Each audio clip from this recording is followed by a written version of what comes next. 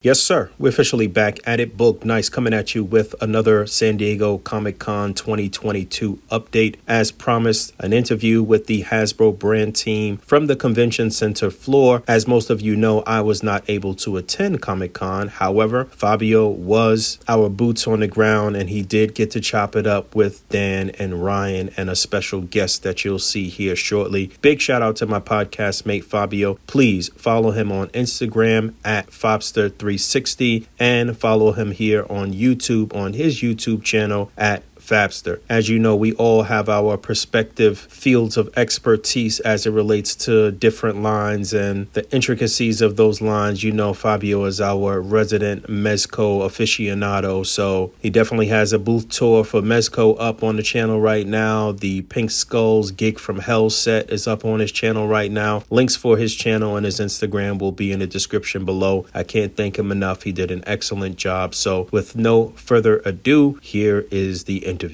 What's going on, everybody? It's Fabio. My friends call me Fobster here at San Diego Comic-Con 2022 with the Marvel Legends Hasbro brand team. Very excited to be here with my friends Ryan Ting, Dan Yoon. How you guys doing? Doing great. How are you? Doing great. Thank you so much. Great panel, by the way. Dan, how you doing? I'm doing good, man. Yo, shout out to A.C.B.A. I know Boog couldn't be here, but Fabio's doing a great job here, you know, just filling in. But he's going to give us with the hard questions, I know. Yeah, I'm strictly Boog's mouthpiece here, so I want to be clear that these are not my questions. These have been handed down from the man himself. I'll try to match his question per minute rate as best as I can. But once again, great panel, you guys. A lot of really good reveals. Let's get into some of the questions here. As he says, interesting turn of events this year. This may be the first time you guys have been here in a few years, right? Physically at the con displaying.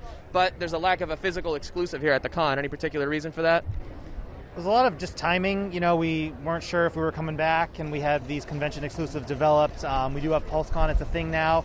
So it just shook out that it made the best sense to try to do everything online this year.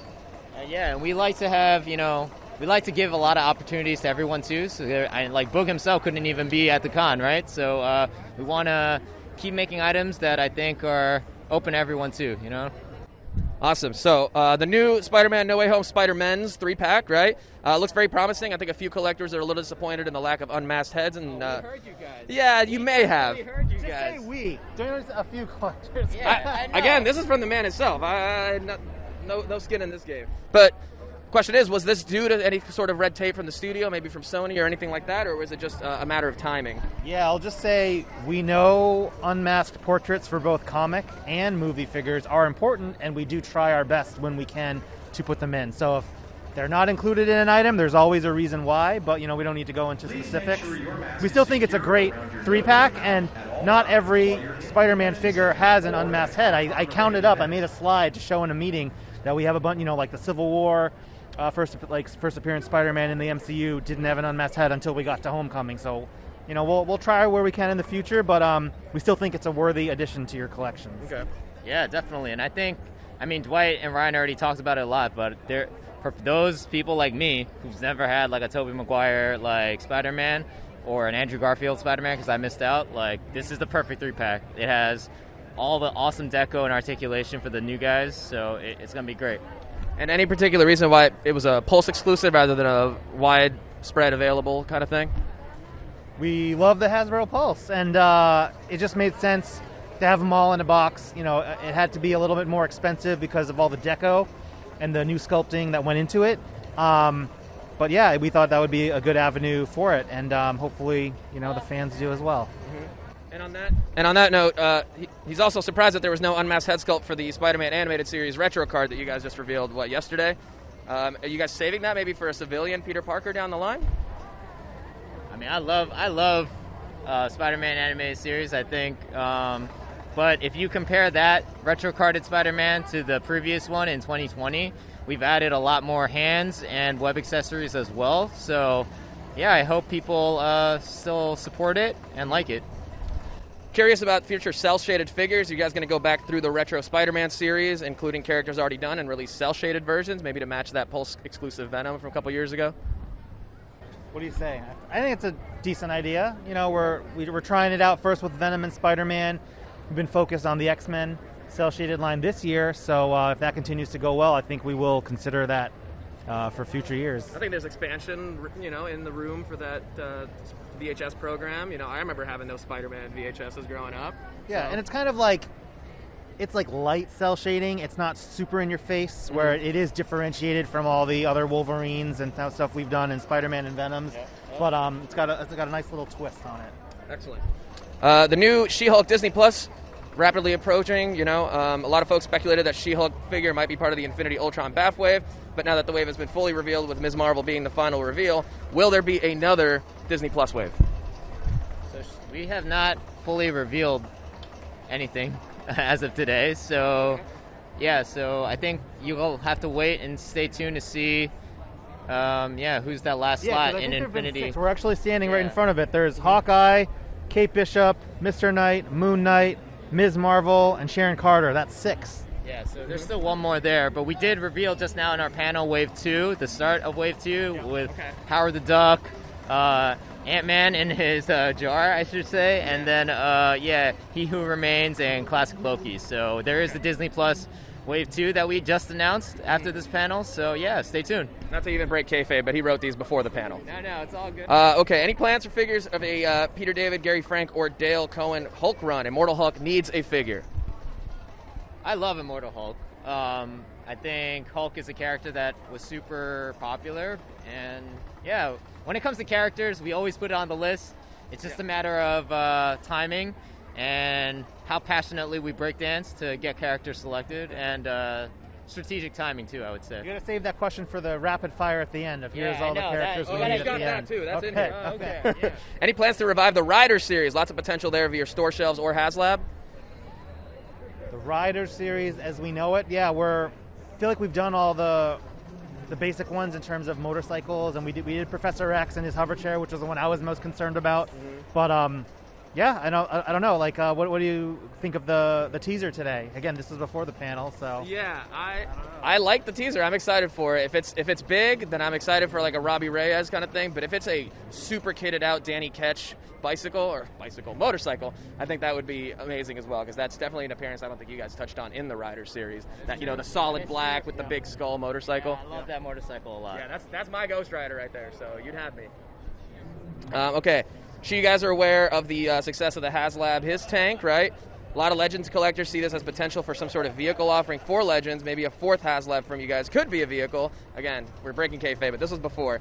I think that's kind of what you guys were getting at a little bit. Ghost Rider is very famous for ghost riding, so something like that along the lines of the HasLab. Ghost Walker. Great, yeah. Let's see. The G.I. Joe team also started implementing articulated animals like Timber, Freedom, Fiona into the line. Anything similar coming down the line with Legends? I think we just need to find the right opportunity. The Ms. Lion that is actually being redecoed again in the 3-pack that we revealed does have an articulated head. Howard is technically articulated and an animal as well. Okay. So. A little anthropomorphic, but we'll let it slide. Well, he's giving you some options here. Kazar and Zabu, another crack at Classic Falcon and Red Wing, Cosmo from Guardians of the Galaxy, Fenris, Lockjaw, Old Lace, Aragorn, Strider, Valinor, Banshee, Tooth Gnasher, and Tooth Grinder recently had an appearance in the Thor movie. They did, a very loud appearance. Yeah, no, we're definitely aware of the success that G.I. Joe has with their animal figures, right? I think they're super awesome. And we'll just have to wait and see if that's something that we explore as well. Their timbers have been really good. Yeah. This next question you literally revealed at the panel. Terrax is in fact coming in the 2-pack, right? Yep. Can you talk about that a little bit? Yeah, it's a Hasbro Pulse exclusive. I never had a Terrax personally, so for me this is something that I truly coveted. And there's been a lot of demand for Terrax, so this is it's slightly decoed differently from the original too. And so it's significant for us in many ways. And it comes with the fallen one as well. It's a Hasbro Pulse exclusive. Awesome. Yeah, it's and the deco will be noticeably different than the original. So all those people who are wondering how is my 2012 still going to be special? I build a figure, it will be. We just wanted to get that character out. I think there were some people calling for him to be one of the tiers of Galactus, but we wanted to focus on Morg, which is a little bit more like outside of the box character as an unlock, but then he got unlocked. So now it's easier. You can get two more heralds. A bit of a design question here, so I wish Dwight was here for it. But why the neutral head but windswept hair for Siren rather than 2 heads? One neutral with relaxed hair, second windswept with screaming head to better display her power set. We just had to make a call on Siren in particular with 1 head, and that was that was the decision that we made. We went back in time, maybe we would have picked the other one, but that wave had a lot of awesomeness in it. You know, we had to find room for Bonebreaker, which was a lot of just plastic and stuff. But yeah, as other people have pointed out to us at the con so far, there are other versions of Siren with different costume things that we perhaps was not on this figure. And X-Force is a popular team, so hopefully we get to revisit her. And how can we ensure that these types of options become a mainstay with the price increases in terms of interchangeable hands, swappable heads, things of that nature? We're doing our best. Again, it's kind of going back to the unmasked head, point where if there's ever anything that you think should be there, there's a reason why it couldn't be. It's not because anyone forgot. It's not because they don't think it's not important. It's just some of the realities that we're faced with. We got to make some calls. Yeah. Final question here, I think, right? I got a minute? Okay, cool. Maggot in the Bonebreaker wave. Excellent figure, but he has such a unique skin tone that it makes it hard to swap from maybe other characters if you want different expressive hands. And if there's no additional set packed in, that does make it a little difficult. Any reasoning for that decision? Same kind of thing? Oh, just that he's behind us, right? He just has the 2 hands for holding this. Yeah, I think it was... I can hear Boog right now. He's just basically saying heads and hands, basically. Yeah. I hear you. Well, this all ties into the next question, which is basically any plans for maybe like a head and hands expansion pack as a separate release? Yeah, so accessory packs are something that is Ryan's favorite passion point. So Ryan, you should tell about that. Yeah, we've talked about it a lot. It just still hasn't panned out. I think some of the logistics are difficult in that the tools are such that it's easier to run things when they're molded in the same color, right? So if you've got a blue guy and a green guy and a red guy, they're probably all in different tools.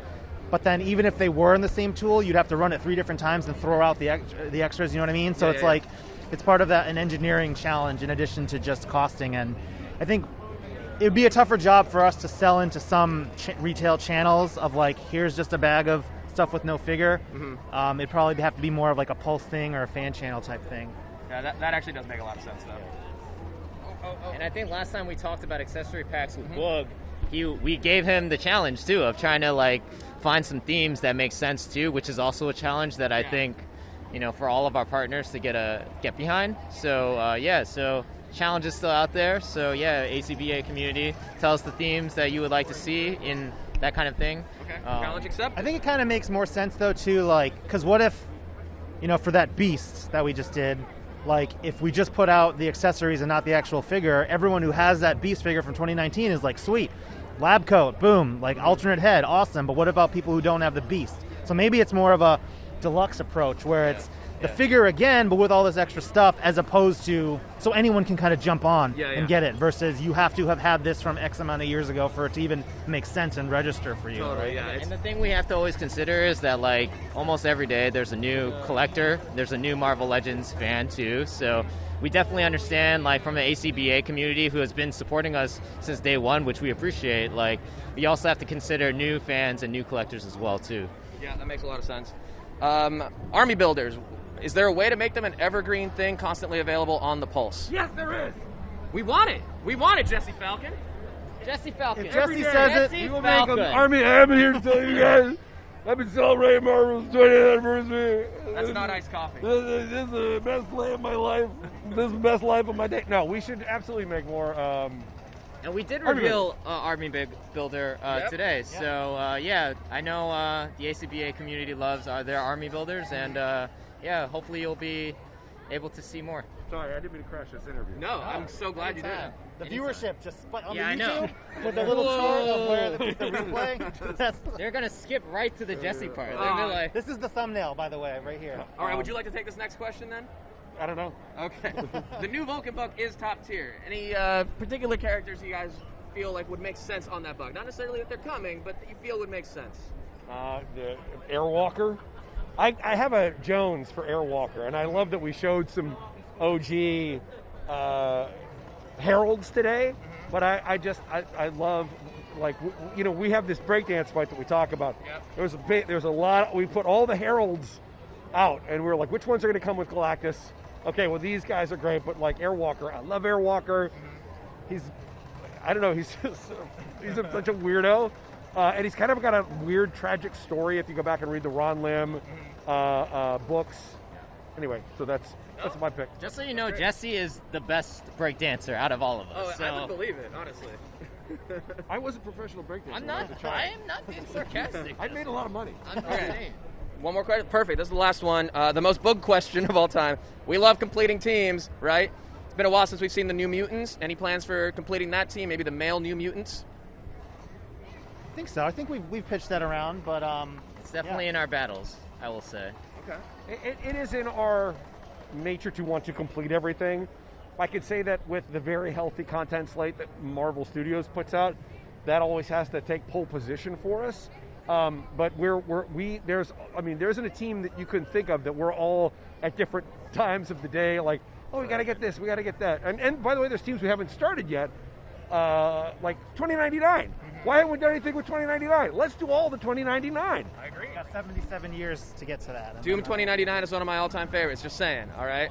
Well, anyway, I'm here at San Diego Comic-Con with the Hasbro Marvel Legends brand team. Thank you all so much for joining me, Ryan and Dan, and the illustrious Jesse Falcon. Thank you so much. For Articulated Comic Book Art, I'm Fabio. Thanks, guys.